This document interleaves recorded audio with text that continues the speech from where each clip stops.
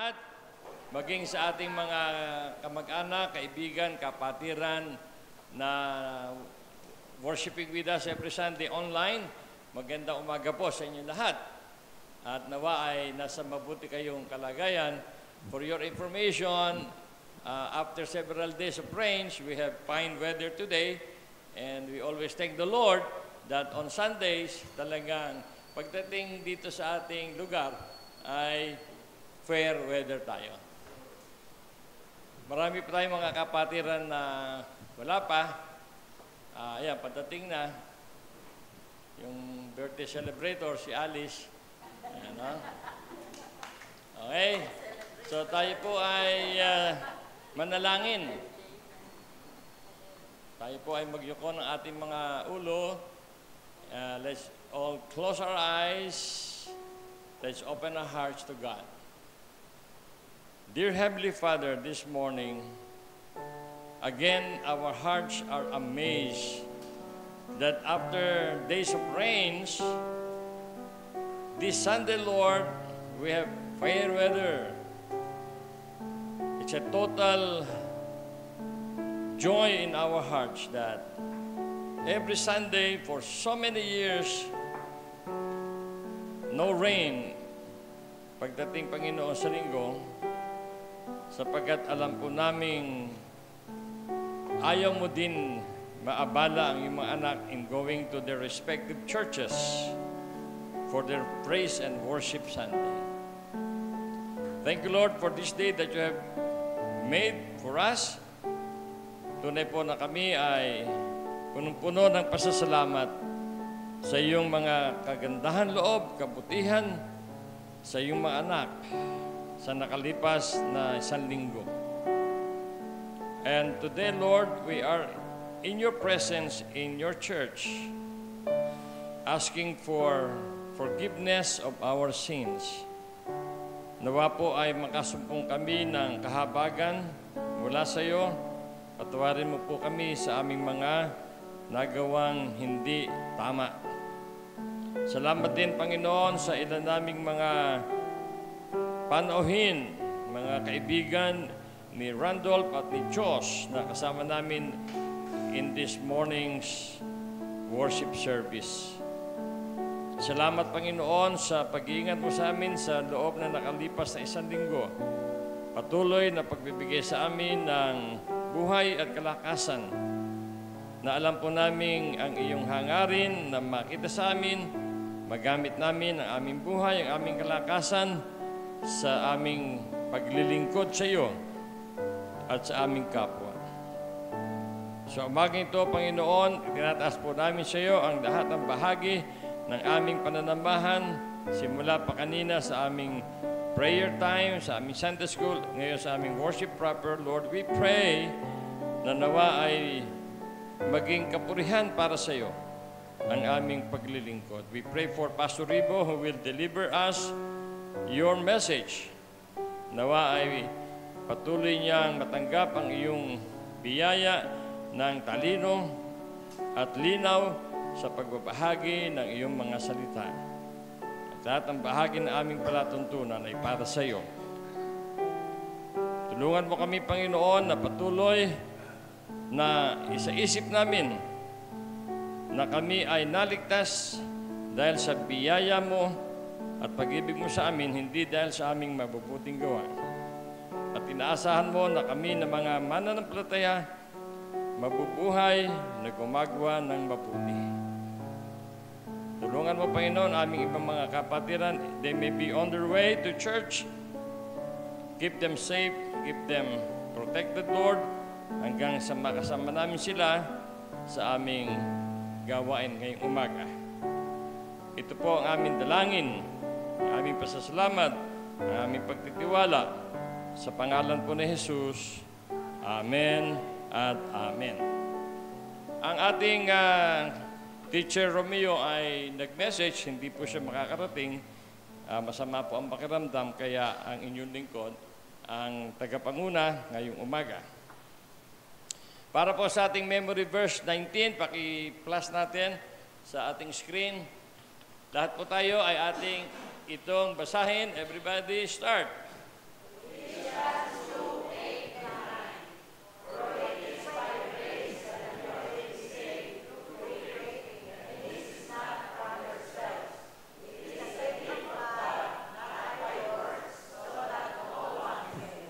Amen.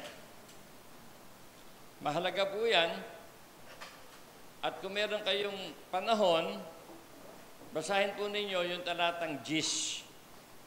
At doon, mababasa ninyo, maunawaan ninyo, na kaya tayo naligtas dahil kay Kristo ay upang mabuhay na gumagawa ng kabutihan.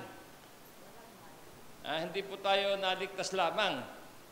Kung maipaplas sa screen yung talatang Gis, God expects us as Christians to live doing good. Everybody say, good. Good. Kaya tayo naligtas, tayo ay gagawa ng mga bagay na totoo. Walang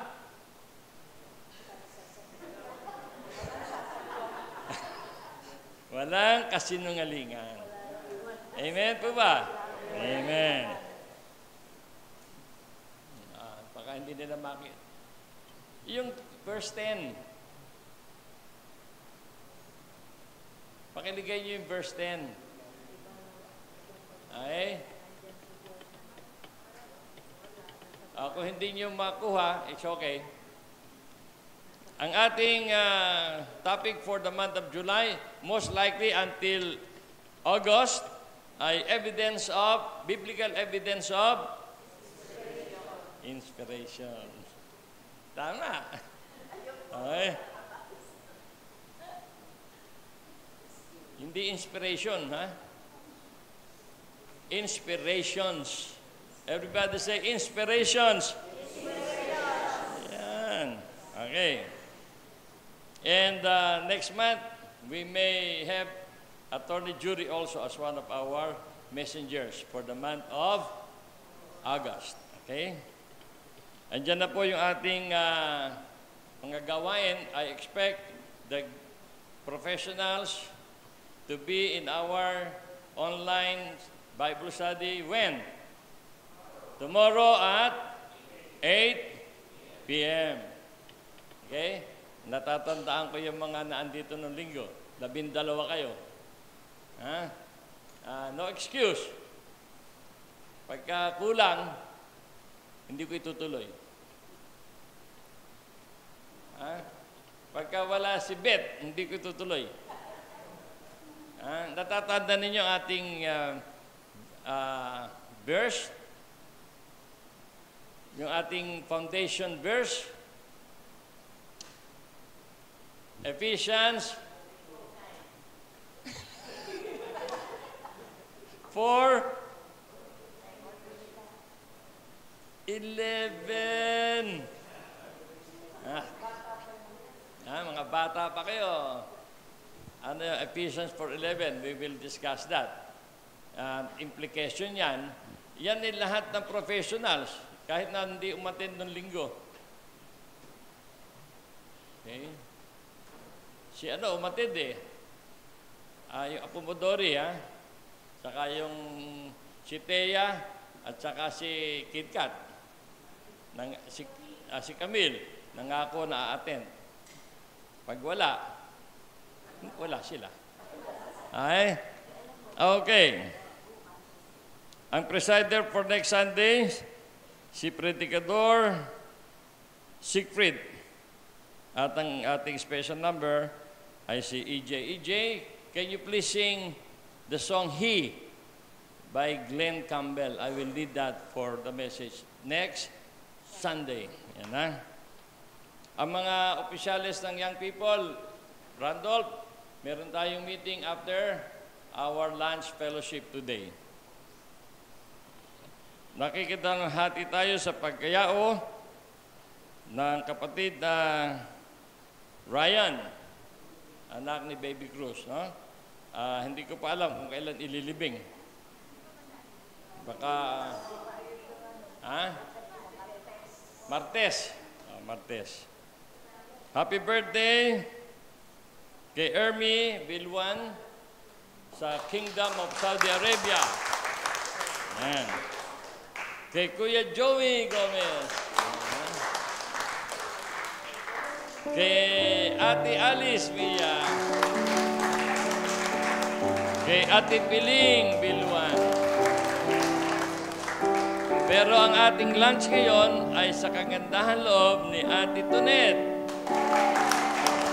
Dahil nag-birthday siya last week. At siya po ang ating host for our lunch fellowship today. Parang 5 putahe ata yan. Ang ating financial report last Sunday, ang cash in ay 25,300. Ang cash out ay 27,997. So, merong sumusobra, merong kinukulang. And last Sunday ay sumobra sa 2,000 yung ating out. Ang ating cash for speaker natin, yung ating project new speaker, 82,000 pesos. Okay? Kailangan pa natin dito ay 50,000. Kasi 125 yun eh. Na? Kaya, bigay nyo na yung inyong... Ha? Meron ng... Oh yeah, yung place sa 40 plus. Oh, yun ang ating iniintay. Okay. Kaya siguro hindi pa nasisira. Kasi hindi pa nakukumpleto. Okay. Ating quote of the week. Always focus your eyes to the goodness of God. No? Whatever problems you may face, challenges, just like David, he focused his sight to the goodness of God. Ating mission call, each one, invite one. Maaari ko na, ang nakakatapat lang ito, si Randolph, saka si Jose, nag-umbita sila ng kaibigan. No? Last week, meron kayong imbitado, di ba? Oh, wala na ngayon. Di ba? Maganda yun. Iba-iba yung imbitahan eh. Yung isa dyan, baka kamag-anak mo na, Santos ang apelido eh. Yung gwapo. Yung katabi niya, mas gwapo. Yung nakapula, pinakagwapo. Thank you for being with us. No? And we hope that you will be blessed by your being in attendance at ating praise and worship. Okay? Binabasa niyo ba itong ating Daily Bread article? Ang sabi diyan, adversities are often blessings in disguise. Ang sabi po dyan, yung parang tula. When things don't seem to go your way and all your efforts can't prevail, it's time to turn to God and pray. His way is right. He cannot fail. God never fails. Okay? Adversities are often blessings in disguise. Sa pong ating mga announcement, ating pagbati, ating mga pahayag, at tayo po ay patuloy sa ating gawain. Tayo po ay tumayong lahat. Tayo po ay sama-samang aawit ng ating mga praise and worship songs.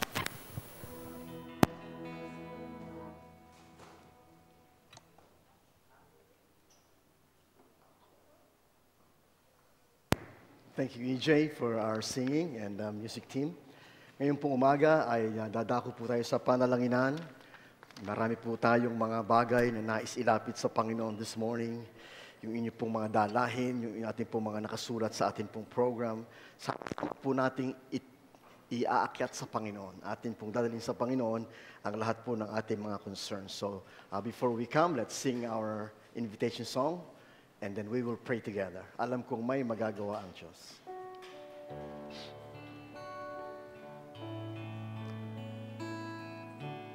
Let's sing this song. Alam kong may magagawa ang Diyos.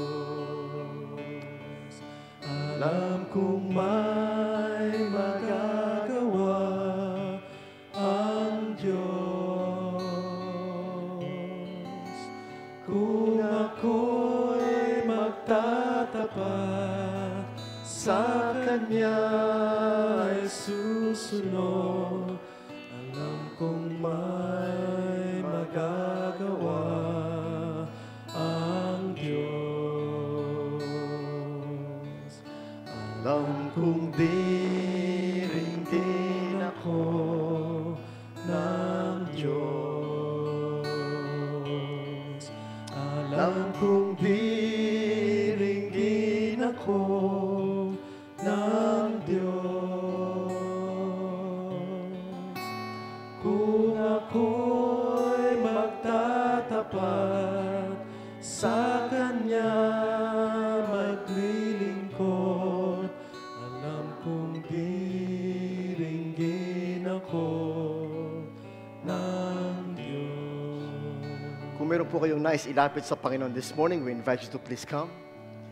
At tayo po'y sama-samang mananalangin. We pray for one another. Kasama po natin mga kapatid na natin nasa online, we will pray for them too this morning. At tayo po ay nagtitiwala na ang Diyos natin ay tumutugon sapagkat alam nating may magagawa ang Diyos at alam nating diringgin tayo ng Diyos. Kaya po tayong mga kapatid ay sama-sama na lalapit sa Kanya this morning. Please bow your head. Join me in a word of prayer. Panginoon, salamat po sa paglipas ng bagyo. At salamat po na ngayong umaga kami po ay makakasamba na it's warm and dry and shining out there. Salamat po, Panginoon, sa lahat ng iyo pong mga pag-iingat sa amin sa panahon ng bagyo, sa iyo pong pagliligtas sa amin. Salamat po sa iyo pong paggabay at pagbibigay ng aming mga pangangailangan. Amin po inaalala mga kapatid namin at amin po, Panginoon, mga kababayan na naapektuhan ng bagyo at dalangin po namin na matulungan po kami makamove on sa aming pong mga paglilingkod at pananampalataya at pamumuhay. Panginoon, ngayon pong umaga kami po ay nagpapasalamat sa aming mga kapatid na dumako sa harapan upang mag-alay ng kanilang pasasalamat, mag-alay ng kanilang pagpupuri, Panginoon, sapagkat Ikaw ay mabuti. God is good and He is good all the time. And God, sila po'y lumapit sa harapan upang ialay sa iyo ang kanilang taus-pusong pasasalamat. Please accept, please receive our sacrifices of praise. Sinasamahan po namin ngayong umaga mga kapatid namin na nagdaos ng kanilang mga karawan. We just want to say thank you on their behalf.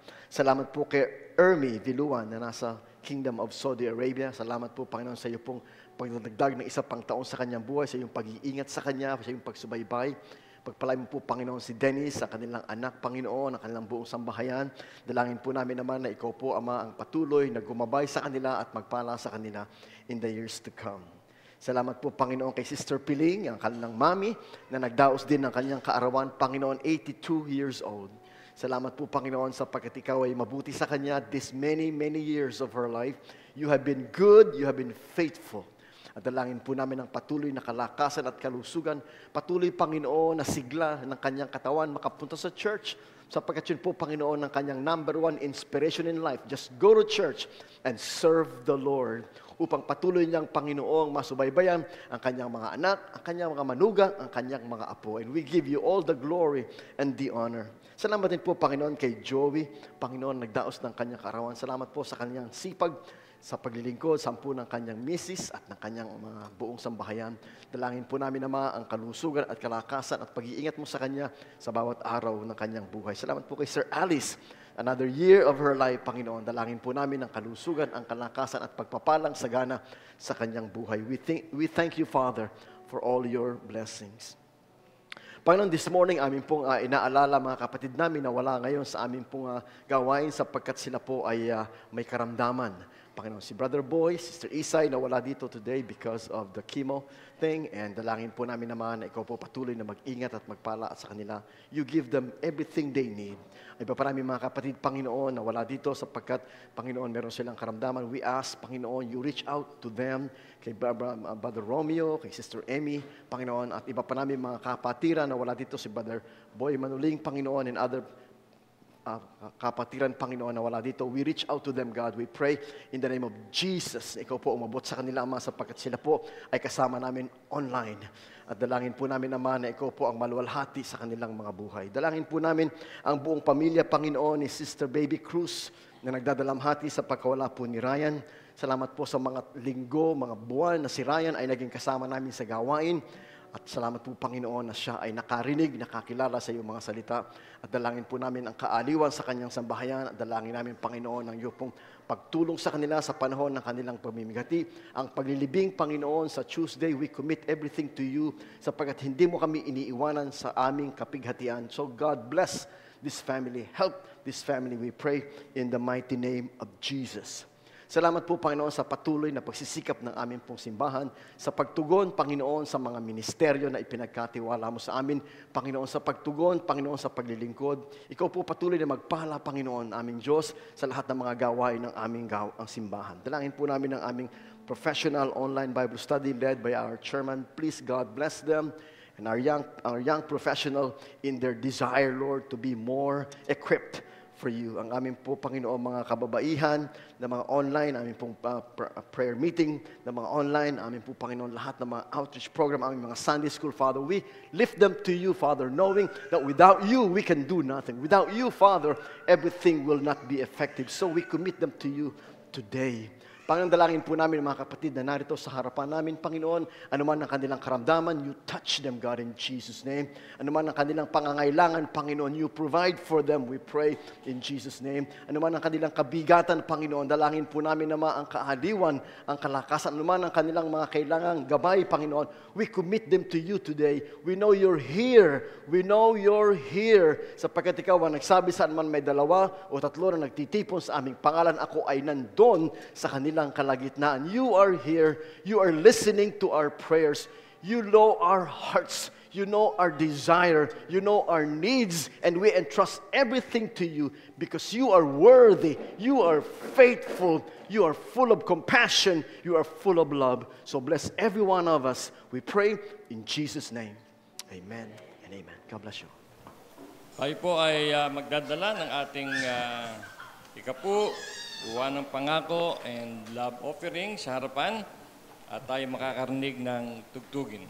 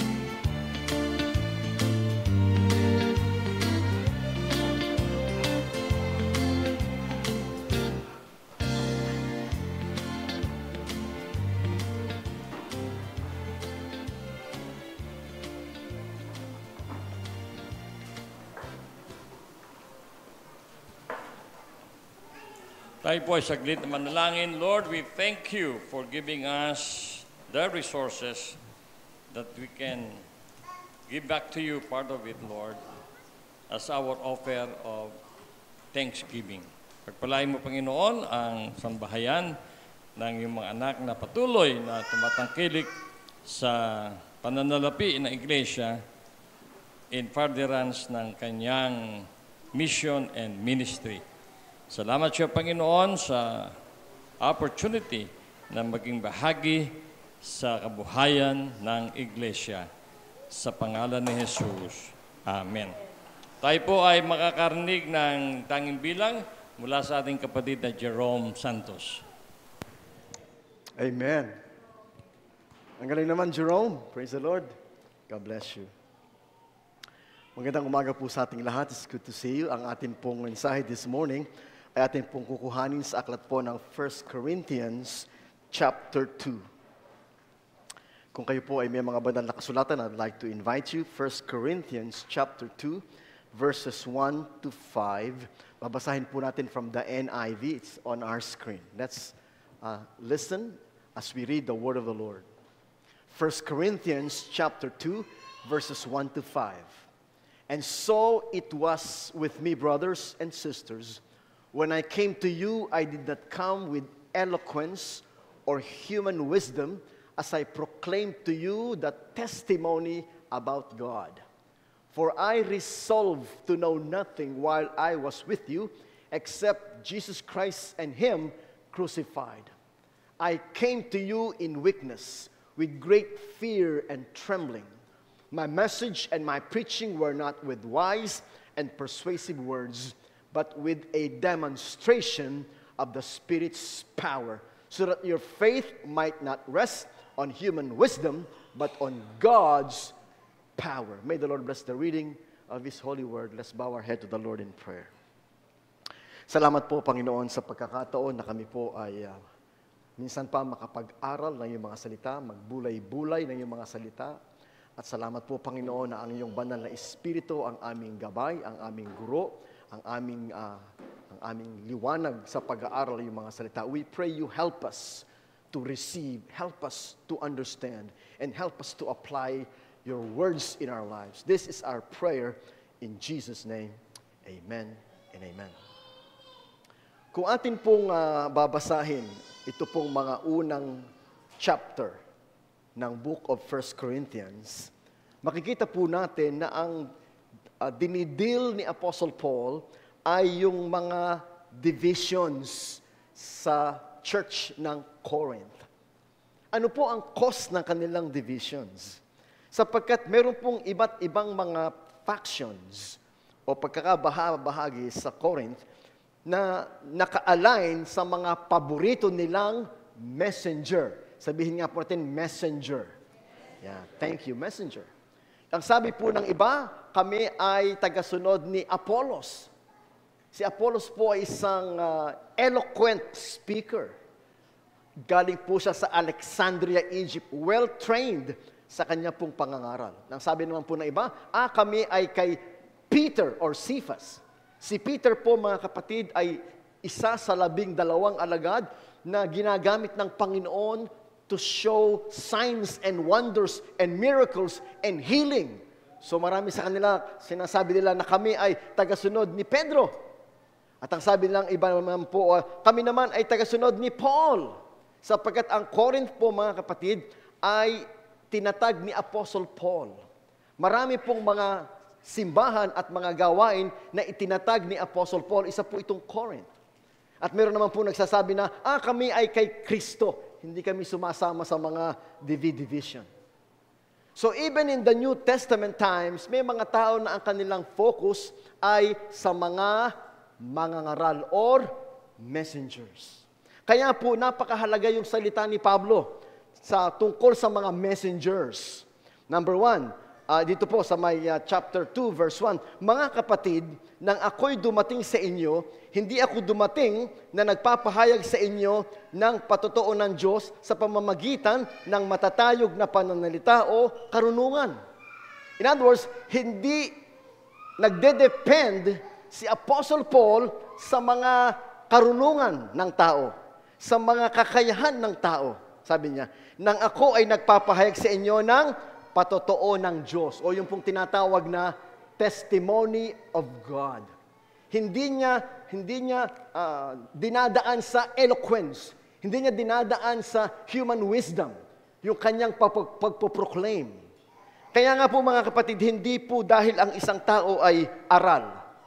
Ibig po sabihin ng aral, ito po yung mga nag-graduate ng mga seminaryo, nag-graduate ng mga Bible school, na may mga degree. Yan. Hindi po siya pwedeng ipagyabang pagdating sa pangangaral ng salita ng Diyos. It doesn't matter kung ikaw ay doctor of ministry, or doctor of philosophy, or masters in theology, or what. Hindi po siya counted because ang pangangaral ay hindi ayon sa sinasabi ni Paul, hindi ayon sa eloquence, hindi ayon sa human wisdom. No. Hindi po yan ang pinagmamalaki ni Apostle Paul. In fact, kay Apostle Paul, mas mahalaga yung message, kesa po sa messenger. Speaking of that, lately po, yung po mga messengers ng Panginoon na kinalakihan ko, kinukuha na ni Lord.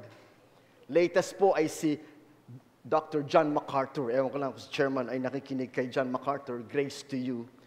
Ako po ay high school nang ako yung magsimulang makinig kay John MacArthur. Every night, pinapakinggan ko siya sa DCAS, sa FEBC. And just about few days ago, siya po ay namatay at the age of 86 years old. Isa pa po sa mga lagi kong pinapakinggan noong ako po ay high school sa DCAS ay si Chuck Smith na matagal na rin po kinuha ni Lord. Isa po sa lagi ko din pinapanood nung araw ay si Jimmy Swaggart. Lagi ko siyang pinapanood nung ako'y bata pa sa Panginoon kasi gusto ko yung kanyang preaching. Siya po ay kinuha ni Lord at the age of 90 years old. Sa mga Pilipino naman po, lagi kong pinapakinggan si Proceso Marcelo na Hardin ng Panalangin na kinuha na rin ni Lord. At saka po si Paul Lacanilao, Clem Guillermo, Back to the Bible, na kinuha na rin ni Lord. So, mga kapatid, marami pong mga prominent preachers, prominent messengers na ginagamit ng Panginoon para i-build up ang ating pananampalataya. And that's good. That's good. Meron nga po meron po ako na-encounter ng mga pastor ng Jesus is Lord. Noong ako pinag-aaral sa Bible School, doon sila nag-aaral, yung pong mga pastor na mga galing ng JIL, pag nag-preach, parang si Brother Eddie Villanueva, gayang-gaya nila yung mga actions, gayang-gaya nila yung mga intonations, gayang-gaya nila yung mga expressions. Baka sapagkat parang pong yun ang naging idol nila, yun ang naging model nila, si Brother Eddie Villanueva. But let me tell you mga kapatid, it's either Eddie Villanueva or Proceso Marcelo or Chuck Smith or John MacArthur, mga kapatid. Ang sabi po ni Pablo, hindi kami ang mahalaga. Ang mahalaga ay ang salita ng Diyos. Sabi mo rin, salita ng Diyos. Sabi nga po ni Apostle Paul, ako ang nagtanim, si Apollos ang nagdilig, pero kami mga manggagawa, kayo ang field ng Panginoon. Kaya nga po when we talk about evidence of biblical inspirations, which is our theme, ang atin pong focus mga kapatid is not dun sa mga nangangaral, kundi dun sa mga ipinapangaral. Can you say amen? Yan, yung ipinapangaral. Susundan ko po itong aking outline dito. Ang sabi po dito, si Paul, as the messenger, sinabi niya, hindi ako dumating sa inyo with eloquence or superior wisdom. In fact, ang sabi po niya, I came in weakness and fear and with much trembling. Yan po yung mababasa natin dyan. Sabi niya dito, Verse 3, ako'y nakasama ninyo na may kahinaan, takot, at lubhang panginginig. Na-imagine nyo ba si Apostle Paul? Na nung siya'y nangangaral, ang sabi niya po, nung siya'y nangangaral, meron po siyang what? Weakness, meron siyang fear, meron siyang trembling. Kaya nga po mga kapatid, hindi natin sinusukat ang pangangaral sa pamamagitan ng messenger. Natutuwa nga po tayo na si attorney ay kasama na sa atin pong mga mangangaral dito sa GNCF. Siyempre po, dahil attorney siya, talagang magaling magpaliwanag, magaling maglahad, magaling ang personality. Pero mga kapatid, hindi po natin ibinabase na, ang speaker, si attorney. Sapagkat, mga kapatid, whether you are a simple person or an educated person, what is our focus is not who is the messenger, but what is the message. Ano po ba ang message? Kaya po natutuwa tayo sa ating church, nabibigyan natin ng pagkakataon na mangaral ang ating pong mga predikador, ang ating mga leader. Tulad po nung nakaraang 7 last word, narinig natin ang mensahe ni Aaron. Di ba? Napaka-encouraging, inspiring yung message ni Aaron. yung message ni Brother Perry, yung message ni Beth, yung message ni Brother Romeo. Because it's not the messenger, but the message.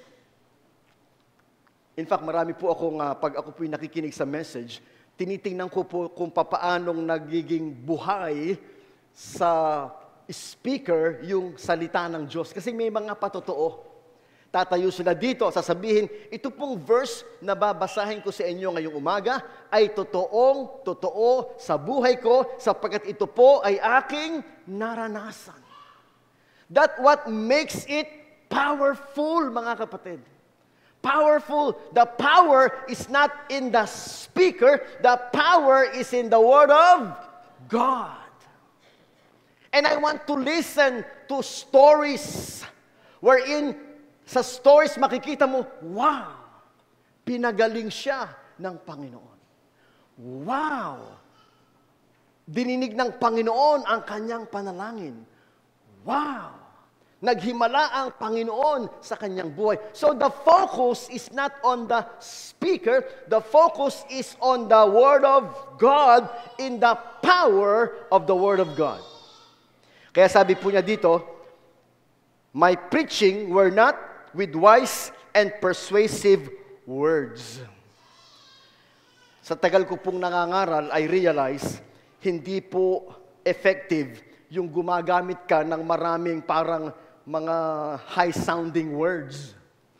May mga nangangaral na papakitaan ka pa ng mga Greek. Ang sabi sa Greek, ang sabi sa Hebrew, na para bang gusto mo ako ma-impress na alam mo yung Greek and Hebrew? Hindi po pagalingan ang pangangaral ng salita ng Diyos. Hindi po competition ang pangangaral ng salita ng Diyos.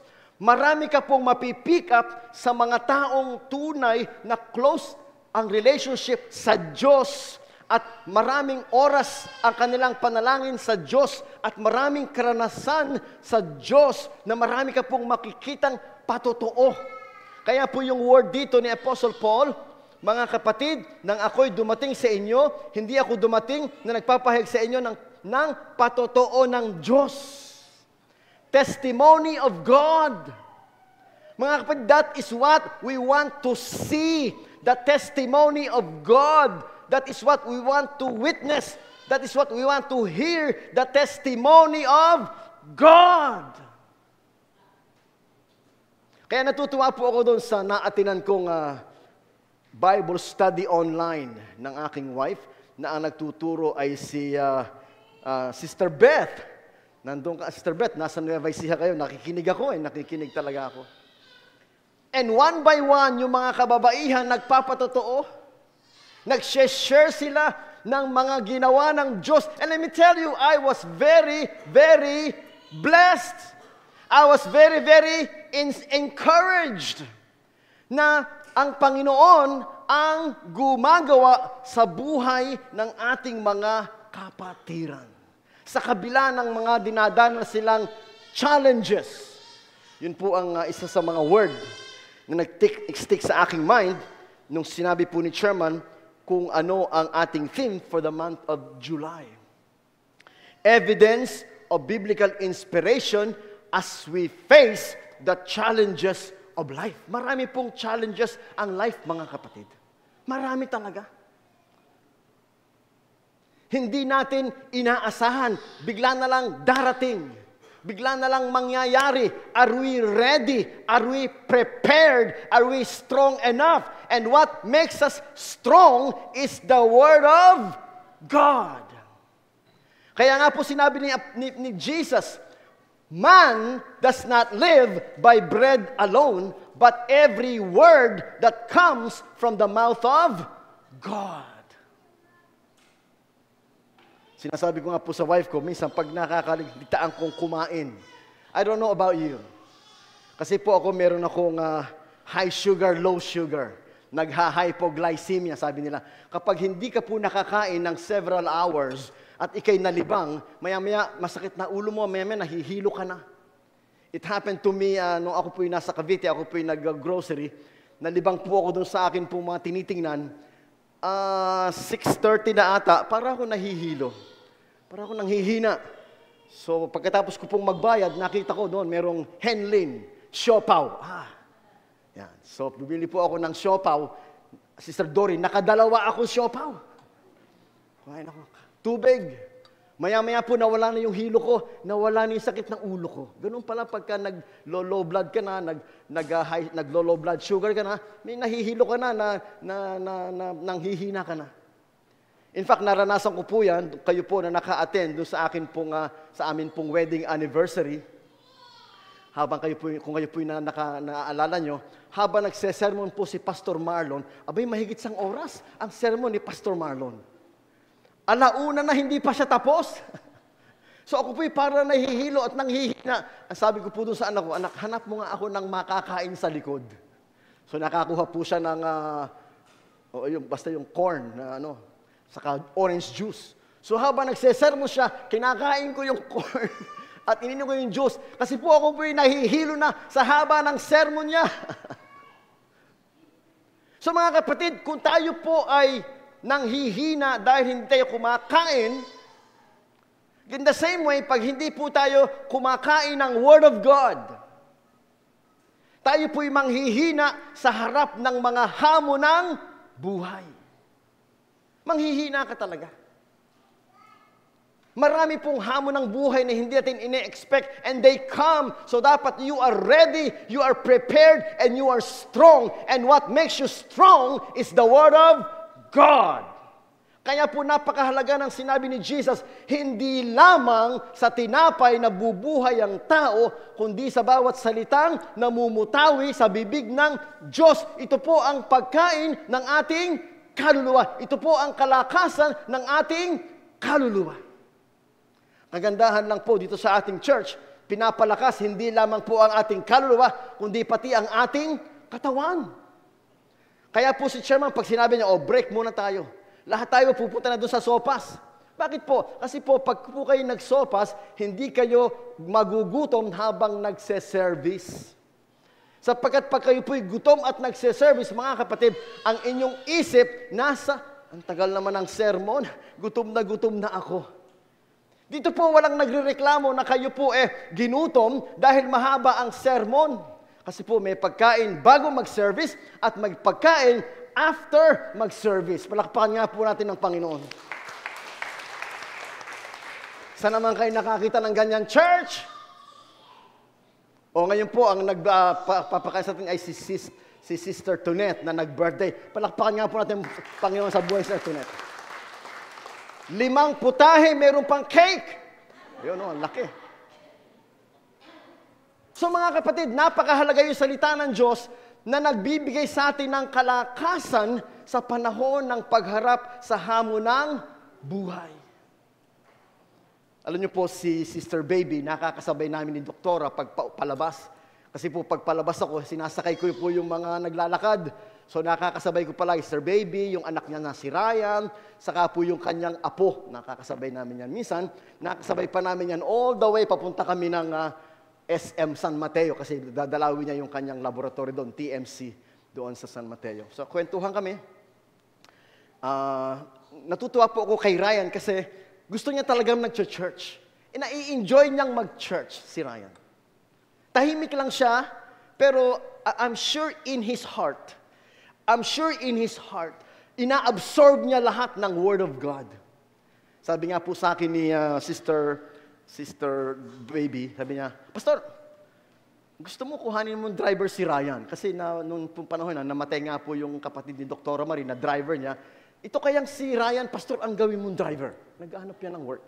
Sabi ng misis ko, sige po, tingnan natin. It turn out, si Ryan ay naging driver ng isang doktora. Pedia, yung doktora. So, nung daw pong umaga, nung araw na yon, aalis na po, pupunta na sa trabaho niya. Bigla pong nahilo. Nahilo siya. Sabi ng miss niya, upo ka muna, pahinga ka muna. Pamaya-maya ay bumibilis ang tibok. Hindi na siya makahinga, habol na yung dibdib niya. May dalawang anak, grade 5 years old and 7 years old. Malilit pa, 5 years old, 7 years old. Sabi ng isa, Daddy, anong nangyari sa'yo, Daddy? Huwag niyong guluhin ng daddy niyo at nahirapan huminga. Nung po hirap na siya, ang huling word ni Ryan ay, Lord, bahala ka na po sa mga anak ko. Yun ang kanyang huling word. Kinukwento po nung nanay. Nagpunta po kami doon, nung nakaraang linggo, itong linggo to, para sana po mag-service, nagkwentuhan na lang po kami ng mga kapatiran natin doon. So, yun ang huling word ni Ryan, Lord, bahala ka na po sa mga anak ko. Ang nagkwento pala yung asawa, nakakwentuhan namin yung asawa.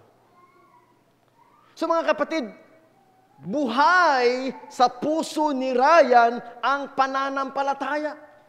Buhay sa puso ni Ryan ang salita ng Diyos na sa kanyang huling mga oras, parang yung nasa krus ng Kalbaryo katabi ni Kristo, Panginoon, alalahanin mo ako pag naghahari ka na. At sinabi ni Kristo, ngayon din isasama kita sa paraiso. Nandun yung pagtitiwala, yung pananampalataya sa mga salita ng Diyos. I wish to God, mga kapatid, na ang anumang hamon sa ating buhay, pag dumating, tayo po ay handa at matatag sa pananampalataya. Sapagkat mga kapatid, ang atin lamang source ng kalakasan, ang ating source ng tibay, ang ating source is nothing but the Word of God. Kaya nga po mga kapatid, ang sabi ni Paul, not with eloquence or superior wisdom. I came in weakness, fear, much trembling. My preaching is not with wise words and persuasive words. Ano po ang focus ng pangangaral ni Pablo? Yung God's Word. The message.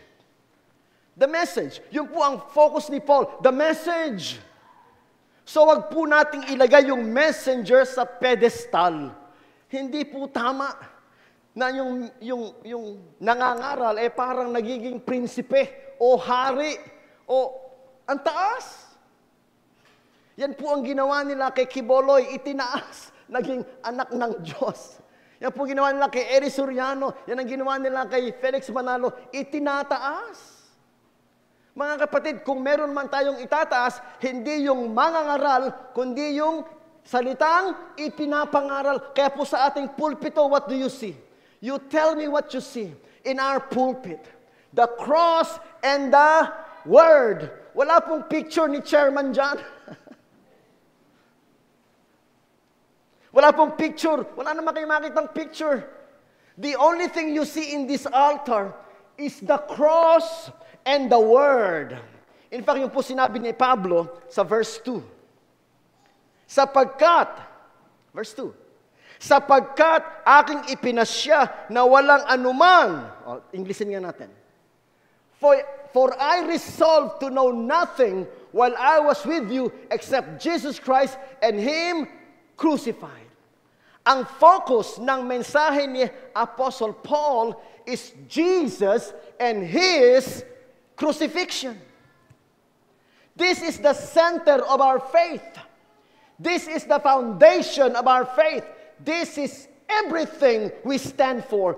Jesus and Him crucified. Because without Jesus, there is no salvation. So kung ang nangangaral janitor o CEO, it's the same message. It's Jesus crucified. Kaya po ako excited. Excited po ako na maging successful ang ating chairman sa kanya pong mga Bible study with a young professional. Hindi ko lang po magampan ang chairman, pasensya na, sapagkat nag-iba po kami ng schedule. Nag-iba po kami ng schedule. Si chairman, mas maganda ang kanyang schedule. Yan. Kaya po, kasi nakikita ko po na ang mga future preachers of our church will come from the young professional. Number 1 sa listahan, si Aaron. Yan. Si Siegfried. Yan. Si EJ. Yan. Si Beth. Si Perry. Isama nyo na si Joseph. professional din yan si Joseph, si Agi. Yan. Si Raymond, alam niyo po si Raymond, sa amin po mga meeting, hindi po nawawala si Raymond. Minsan po nasa office. Pastor, nag-office pa ako. Alas 8 na. Pastor, kami, overtime. Pero nag-join siya. Nag-join si Romeo. Si Romeo. Mga kapatid, hindi po kailangan na kayo graduate ng seminary or Bible school. Ang kailangan po mga kapatid, kayo ay malalim sa inyong pagkaunawa at malawak sa inyong pagbabasa at pag-aaral ng salita ng Diyos at inyong nararanasan ang kapangyarihan ng salita ng Diyos sa inyong buhay. That what makes you a powerful messenger. The power is not in the messenger, the power is in the message. Kaya nga po sabi ni Paul, ang aking focus is Jesus and Him crucified. Yun lang daw po ang sentro ng kanyang pinapangaral. Sapagkat ang kaligtasan ay nasa kanyang kamatayan sa krus. Ang kagalingan, mga kapatid, ay nasa kanyang kamatayan sa krus. By your stripes, we are healed. That's what the Bible says.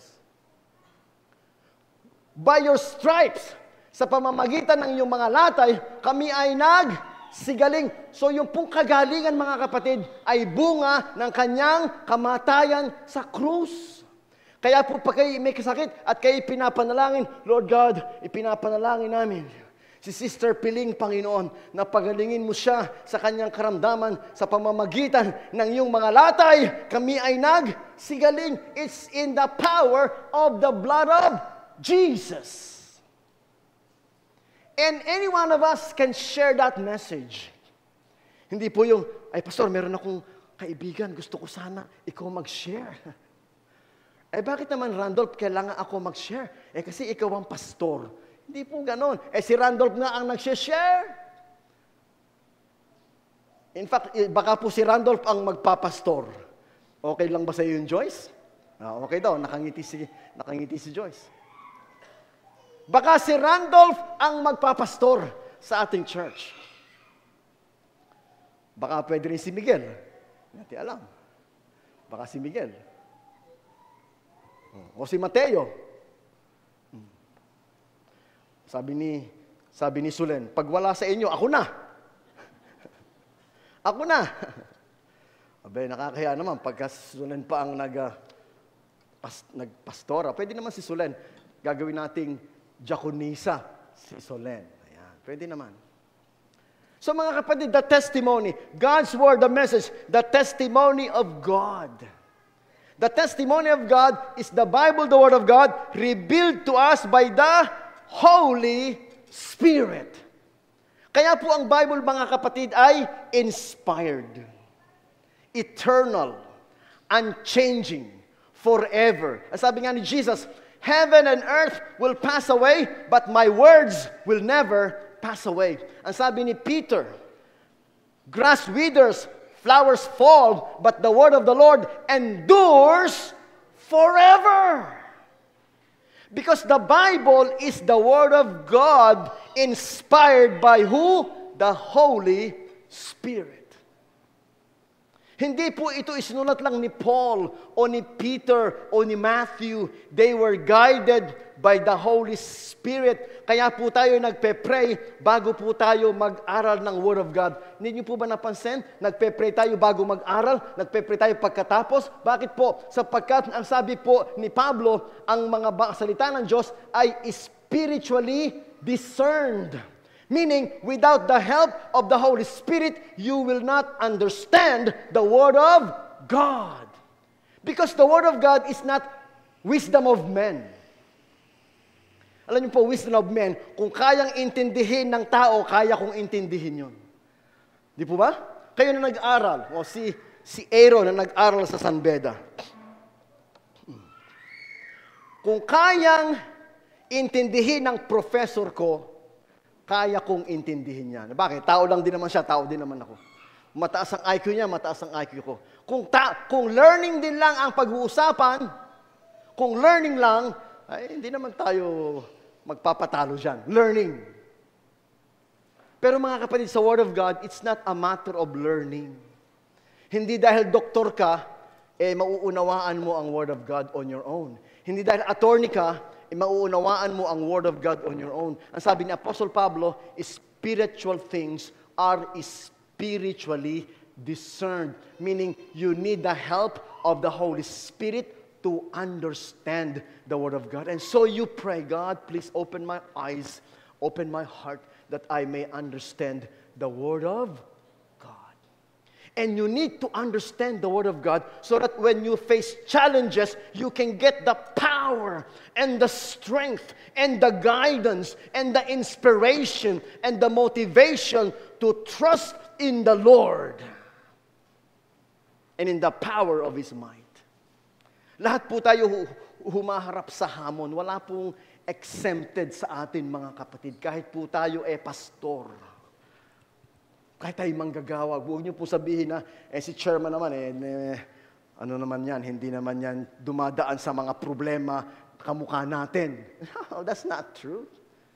Lahat po tayo dumadaan sa mga problema at hamon ng buhay. Kay chairman, o pastor, o diakono, o predikador, o janitor. Pare-pareho po tayong humaharap sa mga hamon ng buhay. At pare-pareho po tayo, mga kapatid, na binigyan ng Panginoon ng privilege to draw strength and power and inspiration from the Word of God. From the Word of God. Sabi po dito, the message is centered in Christ and His death on the cross. The central message of the whole Bible, the central message of the whole Bible is the cross. Kaya nga po sabi niya, our faith may rest on God's power. Yun po ang sabi niya. Dito po natin basahin sa word ng salitang 5. Upang ang inyong pananampalataya ay huwag maging batay sa karunungan ng mga tao, kundi sa kapangyarihan ng Diyos.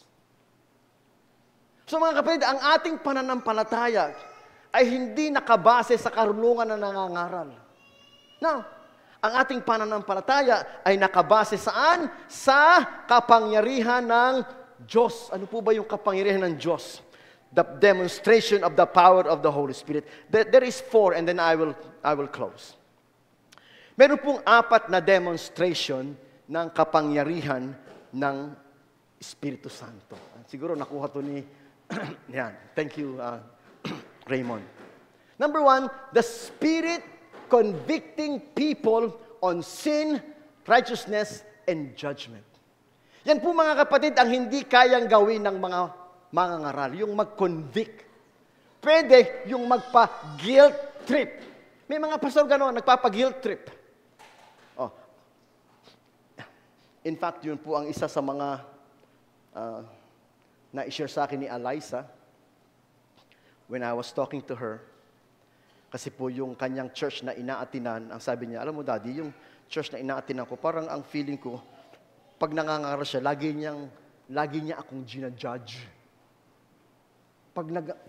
Laging judgmental yung pangangaral. So parang ang anak ko, medyo na-discourage.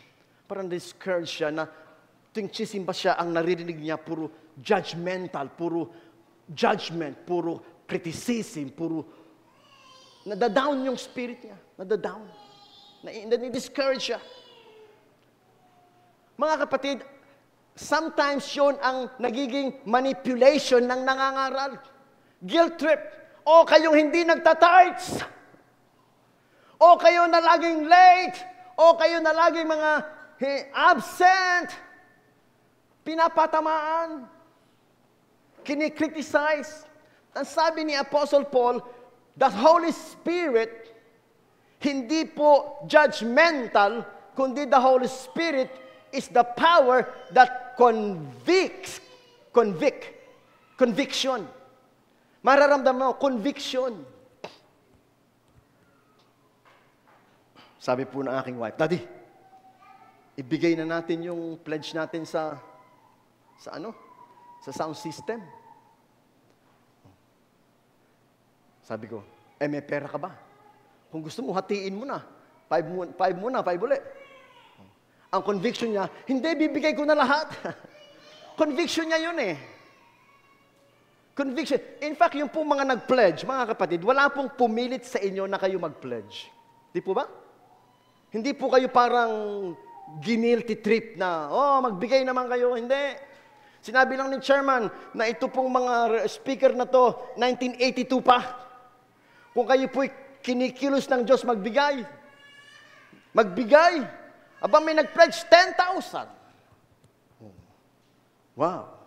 Napakabilis. 5,000. 2,000. Yung iba po, on the spot. Pagkatapos ng service, inabot na kay Sister Jo. Sister Jo, ito na. Ano po yun? That is the conviction of the Holy Spirit. Holy Spirit. Ang Holy Spirit po, ang nagngungusap sa inyo, magbigay ka.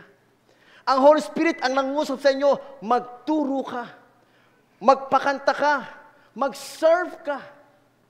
Ang Holy Spirit po, ang siyang gumagabay sa inyo, it is the Holy Spirit convicting you of sin, of righteousness, and judgment. That's why we preach the Bible, and when we preach the Bible, the Holy Spirit speaks to you. Kung kayo po'y nakakagawa ng kasalanan, at kayo po ay nagko-convict, isuko nyo sa Diyos. Hindi po namin kayo pinapatamaan ni Chairman, wag po nyo sabihin na, ayan, pinatamaan na naman ako. Hindi po kami nagpapatama. Kaya kung tayo may pastoral prayer at kayo parang inuudyo ka ng Espiritu, lumapit ka, humingi ka ng tawad, magsisi ka, that is the Holy Spirit. Kaya nga po sabi ng Biblia, pag narinig ninyo ang salita ng Diyos, huwag niyong tigasan ang inyong puso. Kasi iba sa atin, nagmamatigas. Alam mong mali ang ginagawa mo, pero nagmamatigas. Hindi po natin, mga kapatid, matatanggap ang dakilang pagpapala ng Diyos pag tayo hindi nakikinig sa Espiritu ng Diyos. Number 2, the power to transform lives. Ito pong Bible, mga kapatid, is alive and powerful. Alive.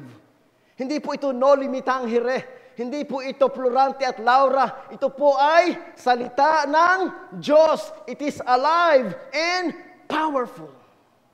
This will change your life. This book. Sapagkat ito po ay puspos ng kapangyarihan ng Espiritu Santo. And then, the power to live a victorious Christian life. Mga kapatid, kaya po tayo walang tigil sa ating pag-aaral, walang pagod sa ating pag-aaral, ay sapagkat sa pamamagitan ng Word of God, tayo po'y nagkakaroon ng victorious Christian life. Natatalo natin yung ating mga kahinaan, natatalo natin yung mga tukso, natatalo natin yung gawa ng dyablo, sapagkat ang salita ng Diyos ang nagbibigay sa atin ng victory. Can you say amen? Victory. Lahat po tayo dumadaan sa tukso, pero the Word of God will give you victory sa mga tukso, sa mga pagsubok, sa mga kahinaan. The Word of God. And it is through the power of the Holy Spirit. And lastly, God's power manifests in answered prayers and miracles. Mga kapatid, we believe God answers prayers. Amen? We believe in miracles. Yan po yung favorite song ni Kuya eh. Ang aking Diyos ay Diyos ng himala. Yan din ang favorite song ni Brother Jesse. Yan. Ang aking Diyos ay Diyos ng himala. Yan. Naniniwala po tayo na walang imposible sa Diyos. Ang Diyos ang nagpapagaling. Ang Diyos ang nagliligtas. Ang Diyos ang nagbabago ng buhay. Ang Diyos ang tumatawag. Ang Diyos ang nagpo-provide. In fact, ang atin pong simbahan ay isang buhay na himala. Look at our church. It's a beautiful church. Lahat po dito bigay ng Diyos. Can you say amen? Bigay ng Diyos. Himala ng Diyos. Wala po daw, sabi nga ni Chairman, wala naman pong nagbigay sa atin galing sa Amerika na, sige, Pastor Mayor, magpapadala ako ng $50,000, ipagawa mo yung church. No. Saksi po tayo dyan. Sapagkat ako po nandito 1994 pa. Nandun po tayo sa garahe ni Ate Silang. Paano po na-build ito? Biyaya ng Diyos. Yung pong inuupuan yung upuan, mga kapatid. Yan po ay kagandahang loob ng mga kapatiran. Kasi may ano po yan eh, may pledge. May pledge. May pledge. Oh. Kaya nga po hindi na kayo umalis sa inuupuan nyo kasi sabi ni si Starlet, ako ata, dito ata ako nag-donate eh. Ito yung dinonate ko to eh. Kaya dito ako nakaupo eh. Oo, dito. No. Yung pong, alam ko meron ako dito tayo, sa 4 eh. 1, 2, 3, 4. Akin yun eh. Oh. Yan. Pag ganun po ba, biyaya ng Diyos. Yung pong 2 aircon dyan, bigay ni Prince of Oman. Oh, nung nasa Oman pa sila. Si Ate Esther, Ate Hirang. Biyaya ng Diyos. Hindi po madali. Hindi po madali, pero inuudyukan ka ng Diyos. O magbigay ka. O mag-pledge ka. O mag-serve ka. It's the work of the Spirit of God. Hallelujah. Naniniwala po tayo mga kapatid that God answers prayers and God make miracles. Tayo po'y manalangin. Panginoon, we are your servants and we thank you sa iyong mga pagkilos sa aming mga buhay, sa kapangyarihan ng iyong banal na Espiritu, sa gabay ng iyong mga salita. This Bible is inspired. And we can see the evidences of that inspiration because we see the power and we receive the power of the Spirit in our lives. And we receive the blessings overflowing in our lives. And for that, Father, we thank you so much for your love and your grace. We give you glory and honor in Jesus' name. Amen and amen. God bless you all. Amen. Thank you, Pastor. Tayo po ay aawit ng ating meditation song, Oh, How I Love Thy Law. Tayo po ay tumayong lahat para sa closing prayer and benediction.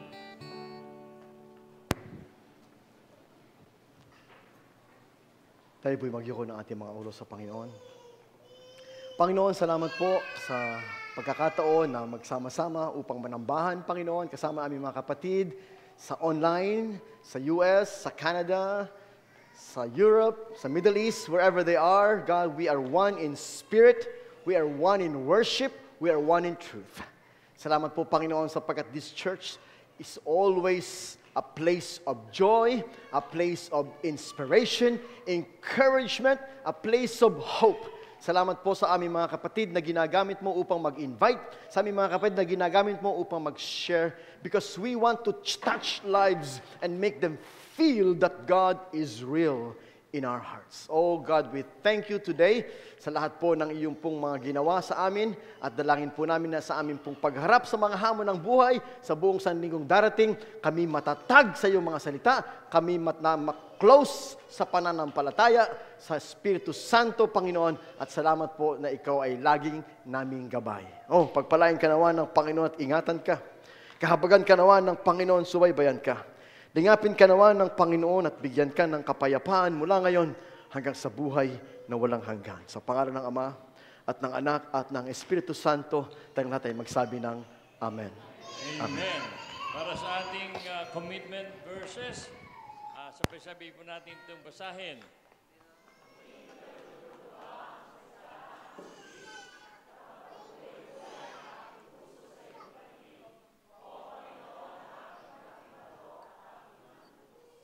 Tayo po ay mga